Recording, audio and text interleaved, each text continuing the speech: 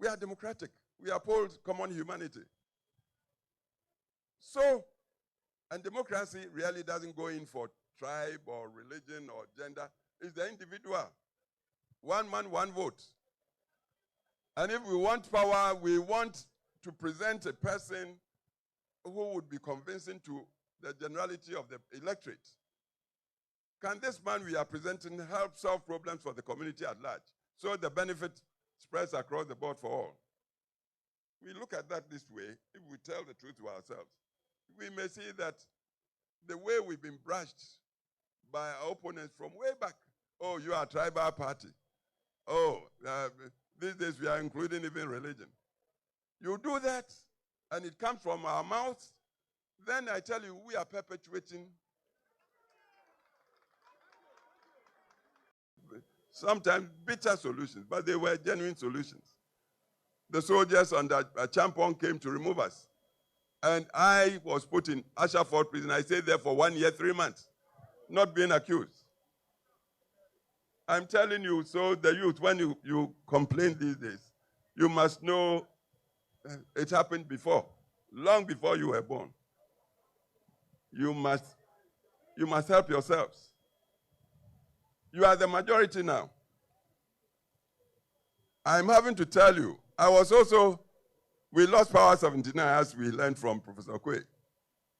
Why? Because along the way, we found that even as we all subscribe to democracy, we tended to be too individualistic.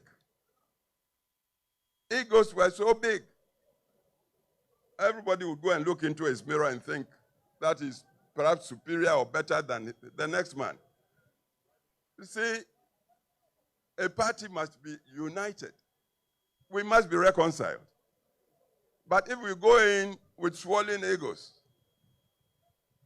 I'm this, I'm entitled, it's my turn. If you say that to yourself, the next man would also tell that to himself, or the next woman. So why do we get the unity? And without the unity, how can you call yourselves a party? Democracy is one man, one vote. Most of you lawyers, doctors, engineers, professionals, these days we are all becoming Europeans. Monogamy. You and your wife, you live in a fine bungalow, perhaps with just a child or two. The laborer outside there at your gate may have 2, 3 wives, perhaps 10 children. When it's time to go and vote, and you haven't won the support, the trust of the, who would win? It's common sense. Kukrudu! Please, it's a very sad situation we are in now, and this is why I've chosen, I was invited to come and launch. I'm launching. The physical launch perhaps will be performed by another, but I'm using this occasion to tell the truth as I see it to all of us. This disease of high individualism, me-tooism, was what led to our losing 79 election. We must tell the truth to ourselves. We lost 79 when you consider the ballots. First round, President Liman, and Liman was a good man. I had the opportunity to work with him in the 69-72 government. I was deputy foreign minister, and he was a foreign officer. I met him, good man. But he wasn't a practicing politician. He was a professional civil servant. He became, if you like, president by chance. 79, his party, PNP, was looking for a candidate. Their choice was late Mr. Igala. But Igala had been disqualified by a commission of inquiry. So he turned around and picked this young man, well-educated, Dr. Liman. Just like that, and PNP accepted Liman. So into the elections, nobody knew Liman much around the country. But because that party was so united, and PNP, united like a fist in a glove, and us, the PFP, UNC, we had split ourselves, believing that we were so good, the people of Ghana would see our goodness and give it to us. We were not organized. Rather, we were tearing at each other, destroying each other, telling all sorts of things about each other, assuming Ghanaians were not listening or watching. So when we cast the vote that year, to our surprise, Liman came first, got 600 and something. Victor Osu, the PFP candidate, got 500 and something. UNC Powele got 300. And suppose we hadn't split ourselves, 500 plus 300 and something, we would have won one touch.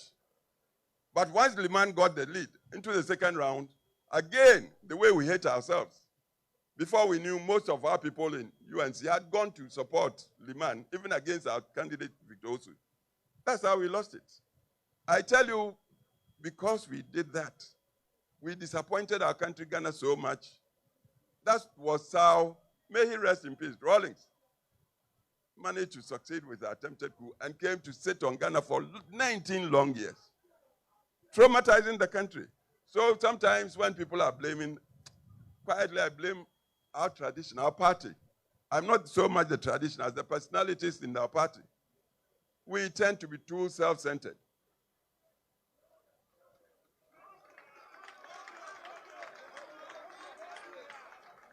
Kukrudu,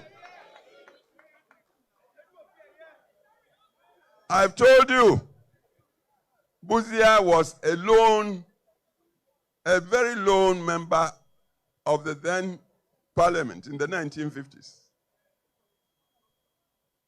The Northern People's Party came to that house. Buzia was there before the NPP came. I think NPP came in 54. But Buzia had been there from Legislative Council to Legislative Assembly. But Legislative Assembly was a lone member against the very powerful machinery, highly organized machinery of CPP. But the way he performed and the principles he upheld, I believe those were the things that made the Northern People's Party, entering parliament then, or assembly, decide, look, you are alone, but be our leader. I hope you are getting the point. See, at this point, I would want to ask you, what's a party for? What is the central purpose of party? Yeah? To win power. That's I would say, the only purpose. If you are a party and you are not winning, once I said, people thought I was being too simplistic. I said, you might be better off being a messenger in a winning party than a general secretary that has no party. The purpose of party is to win power. We don't seem to want to learn. Please. We happen to be living in times. See, when I went to Parliament in 1969, the population of Ghana was just 10 million people. The whole Ghana. 10 million. As we speak now, population has moved to almost 40 million. I'm sure it might be even more. Full of youngsters who may not know anything of traditions. We are talking democracy. We are talking rule of law, accountable governance. We are talking private sector. Because we believe in wealth creation. Not because we are greedy. No. Without wealth, you may have the finest ideas. You can't implement the ideas. That's why we respect the private sector. We want to encourage the private sector to come into its own. If we have Ghanaian billionaires and they become billionaires legitimately, what's wrong with it? That's how the world moves. We believe in these things. But then, with all these ideas, where is the organization? See, to organize in current times, you must strategize. Your opponent, I remember they built a headquarters and said they were opening a school. They come from a tradition of organization. The first president of Ghana told his followers, organization decides all. Organization. Drilling people like into soldiers, military. So they take organization very seriously. They may not have a good message, but if they are united and they have got propaganda, they've got propaganda, they would make falsehood seem truth. You may have all the ideas, but you are not organized. Everybody is boss.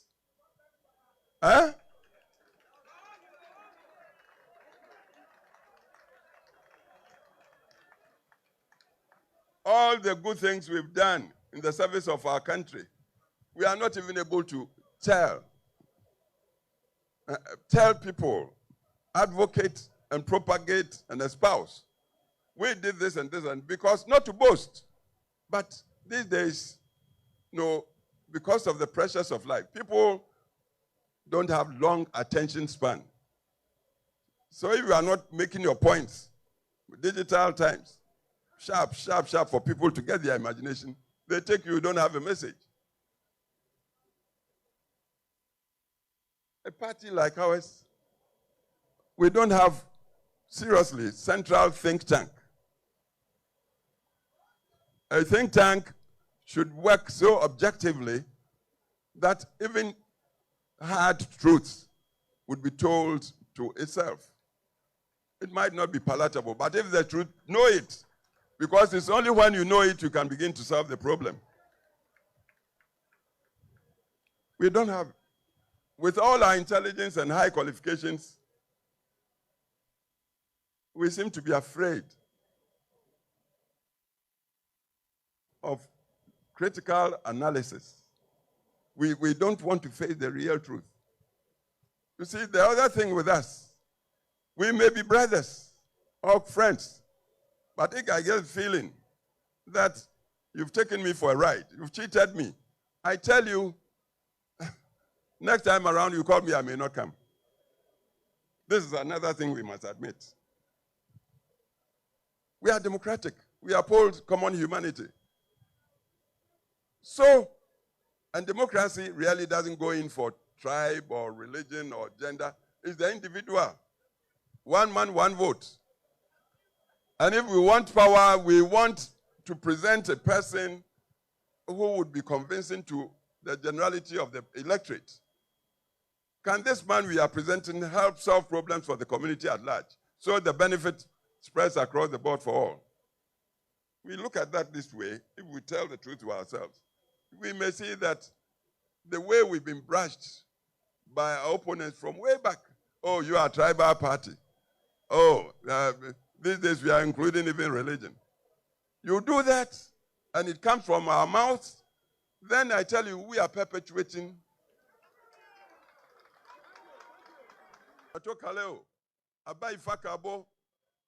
Fortunately, as I sit here, I worked with all these men.